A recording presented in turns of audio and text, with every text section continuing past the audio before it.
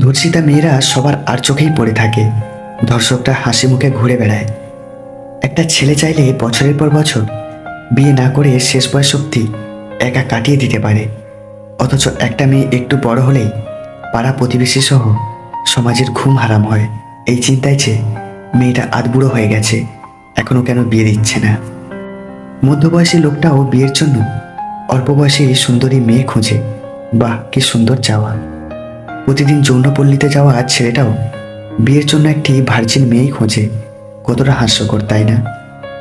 একটা যৌনপল্লীর মেয়ে কখনো কারো বউ হওয়ার যোগ্যতা রাখে না, অথচ পল্লীতে যাওয়া নিয়মিত ছেলেটা বউ বাচ্চা নিয়ে দিব্যি সংসার করে। রাস্তায় দাঁড়িয়ে মেয়েদের টিচ করা ছেলেটা ভদ্র মেয়ের আশায় থাকে। কি অদ্ভুত, তাই না? প্রাইমারি বা হাই স্কুলের গণ্ডি না বেরোনো ছেলেটাও স্বপ্ন দেখে কোনো শিক্ষিত মেয়ে আসবে তার ঘরের বউ হয়ে। আশ্চর্য আশা। ধর্ষক বিয়ের পর তার বইয়ের অতীত নিয়ে কথা তোলে। ভাবা যায় এগুলো?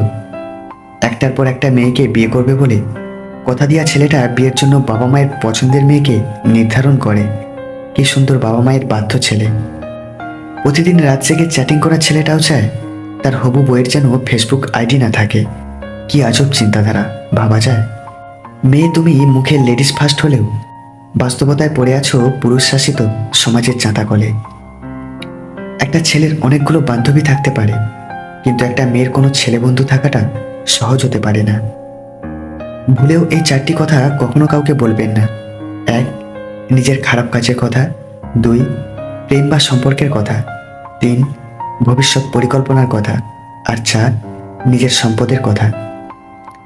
আপনি যদি কারোর প্রেমে পড়েন, তাহলে এই ঘটনাগুলো আপনার সঙ্গে সাইকোলজিভাবেই ঘটতেই থাকবে। 1. আপনি বারবার তার টেক্সট পড়বেন। 2. তার সম্পর্কে চিন্তা করার সময় আপনার হার্টবিট খুব দ্রুত হতে থাকবে। 3. প্রতিটা গান আপনাকে তার কথা মনে করিয়ে দেবে। 4. আপনি সারাদিন তার কথা ভাবতে শুরু করবেন। আর 5. তার কণ্ঠ শুনে আপনি অকারণেই হাসবেন।